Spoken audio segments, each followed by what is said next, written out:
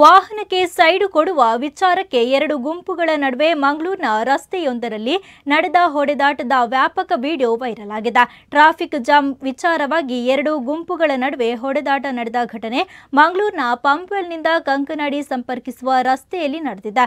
ವಾಹನಕ್ಕೆ ಸೈಡ್ ಕೊಡುವ ವಿಚಾರಕ್ಕೆ ಆಟೋ ಚಾಲಕ ಮತ್ತು ಕಾರು ಪ್ರಯಾಣಿಕರ ಮಧ್ಯೆ ಹೊಡೆದಾಟ ನಡೆದಿದೆ ಎಂದು ಹೇಳಲಾಗಿದೆ.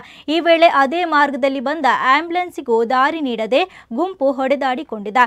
ಈ ಕುರಿತಂತೆ ಮಾಹಿತಿ ನೀಡಿರುವ ಪೊಲೀಸರು ಆಗಸ್ಟ್ 1ರಂದು ಸಂಜೆ 4 ಗಂಟೆ ಸುಮಾರಿಗೆ ಈ ಘಟನೆ ನಡೆದಿದ್ದು, ಬಳಿಕ ಗಲಾಟೆ ಮಾಡಿದವರೇ ಮಾತುಕತೆ ಮೂಲಕ ಸಮಸ್ಯೆಯನ್ನು ಬಗೆಹರಿಸಿಕೊಂಡಿದ್ದಾರೆ ಎಂದು ತಿಳಿದು ಬಂದಿದೆ.